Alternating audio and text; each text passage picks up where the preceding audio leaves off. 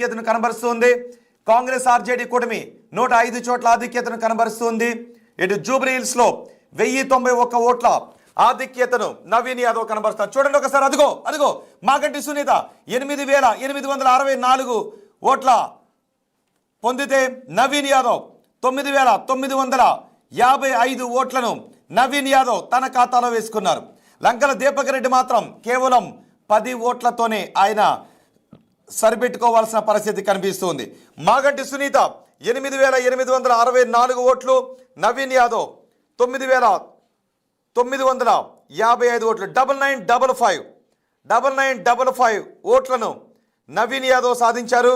మాగంటి సునీత మాత్రం 8864 ఓట్ల దగ్గరే మాగంటి సునీత కారు అక్కడే ఆవేగంలోనే వెళుతున్న పరిస్థితి కనిపిస్తుంది. 1091 ఓట్ల ఆధిక్యంలో నవీన్ యాదవ్ ఉన్నారు. మాగంటి సునీత మాత్రం 8864 ఓట్ల దగ్గరే కారు ఆగిపోయిన పరిస్థితి ఉంది. హస్తం గాలి గట్టిగా వీస్తూ ఉంది. హస్తం వేవ్ ఇక్కడ కొనసాగుతోంది. బీజేపీ కమలం వికాసం కనిపించటం లేదు. కానీ బీహార్లో మాత్రం కమల వికాసం కనిపిస్తుంటే జూబ్లీహిల్స్లో కమల వికాసం పెద్దగా కనిపించటం లేదు.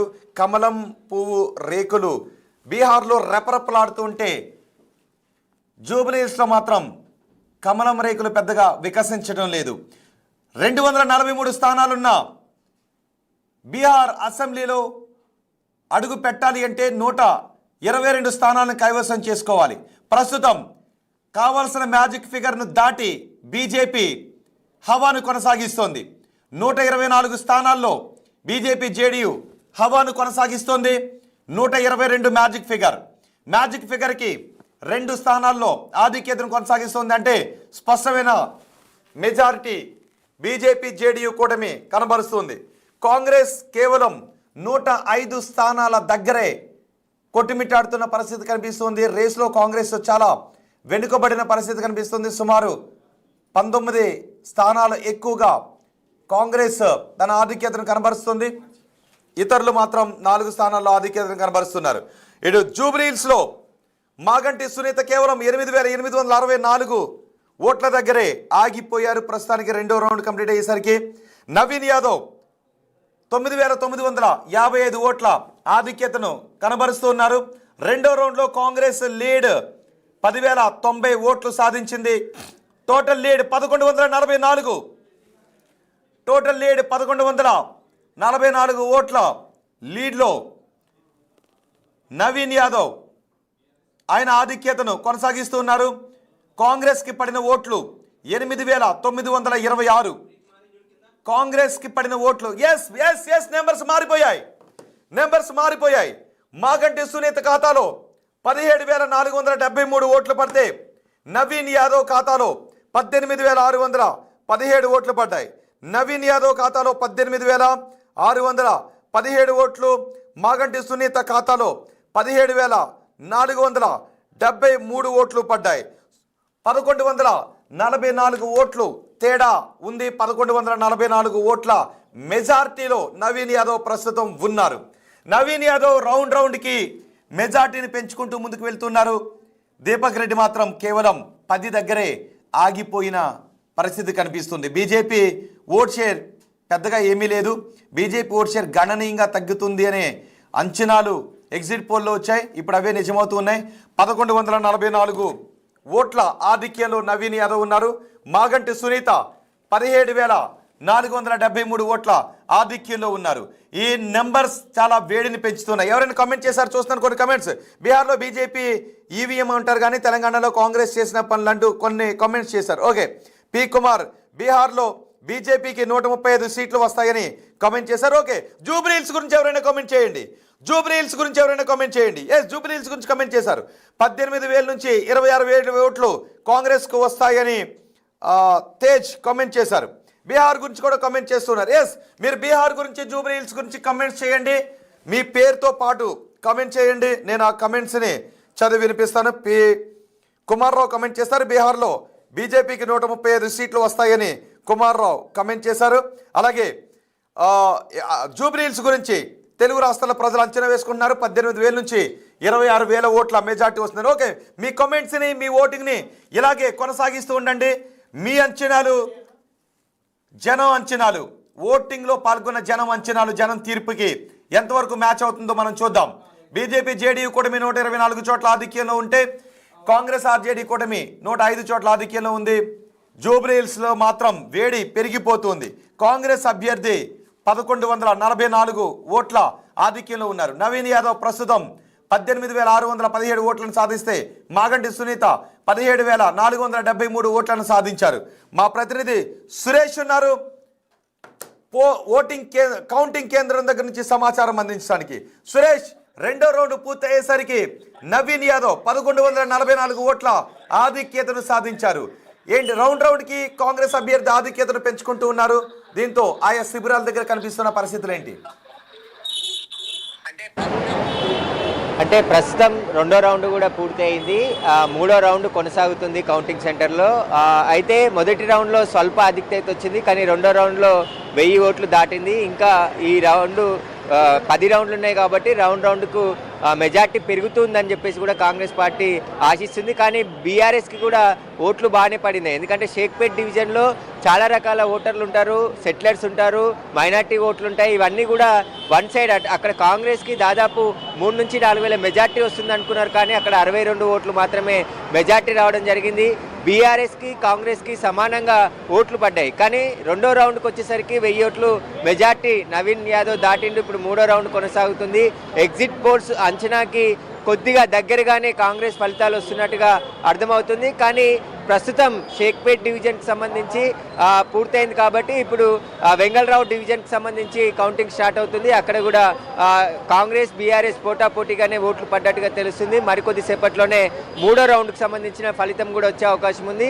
కానీ చివరి రౌండ్ వరకు కూడా ఫలితం కోసం వెయిట్ చేయాల్సిన అవసరాలు కూడా, అంటే పరిస్థితి ఏర్పడే అవకాశం కనబడుతుంది. ఎందుకంటే మొదటి 2 రౌండ్లో కూడా స్వల్ప మెజార్టీ ఉంది కాబట్టి మిగతా రౌండ్లలో కూడా ఎలాంటి మెజార్టీ వస్తుంది, బీఆర్ఎస్కి ఎలాంటి ఎక్కడెక్కడ డివిజన్లలో ఓట్లు పడ్డాయి వాటికి సంబంధించి కూడా పూర్తిగా లెక్క పెడుతున్నారు.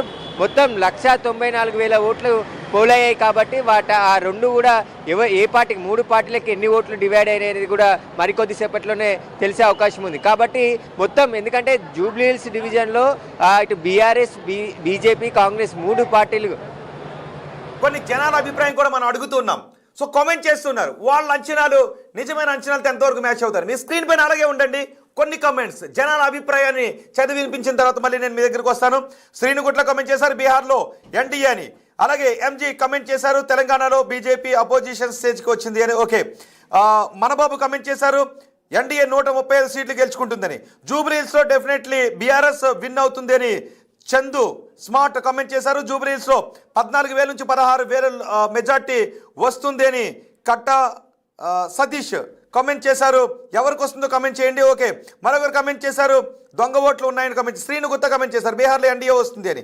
అలాగే దొంగ ఓట్లు అంటూ మరొకరు కమెంట్ చేశారు. మోహన్ కమెంట్ చేస్తున్నారు జూబ్లీహిల్స్లో బీఆర్ఎస్ పార్టీ 5,000 ఓట్ల మెజార్టీతో గెలవబోతుందని కమెంట్ చేశారు.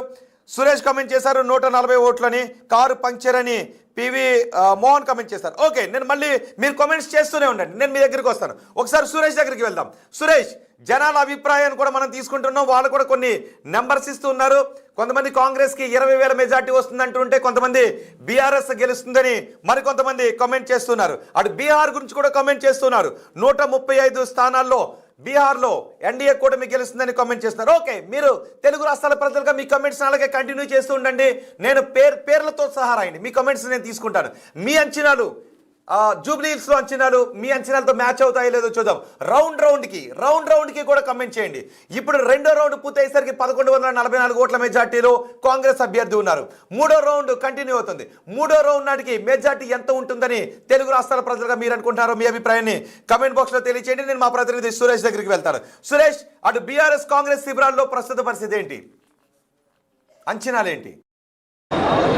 ఖచ్చితంగా అంటే బీఆర్ఎస్ కూడా చివరి రౌండ్ వరకు కూడా హోప్ పెట్టుకుంటామని చెప్తున్నారు. ఎందుకంటే బీఆర్ఎస్ పార్టీకి సంబంధించిన క్యాడరు సిట్టింగ్ ఎమ్మెల్యే, ఎందుకంటే మాగంటి గోపీనాథ్ ఇక్కడ ఎమ్మెల్యేగా 3 సార్లు గెలిచాడు కాబట్టి ఆయన ఓటు బ్యాంక్ అంతా కూడా అలాగే ఉంటుంది, వన్ సైడ్గా పడుతుందని చెప్పేసి కూడా వాళ్ళు అభిప్రాయంతో ఉన్నారు. కాబట్టి చివరి రౌండ్ వరకు కూడా ఫలితం కోసం వెయిట్ చేస్తామంటున్నారు. కానీ ఇప్పుడు మూడో రౌండ్లో ఎంత మెజార్టీ వస్తుంది, 3, 4, 5 రౌండ్లలో నవీన్ యాదవ్కి భారీ మెజార్టీ వస్తే ఫలితం తేలే అవకాశం కనబడుతుంది. లేదంటే ఆ మెజార్టీ తక్కువగా వచ్చినట్టయితే లాస్ట్ రౌండ్ వరకు కూడా వేచి చూడాల్సి ఉంటుంది.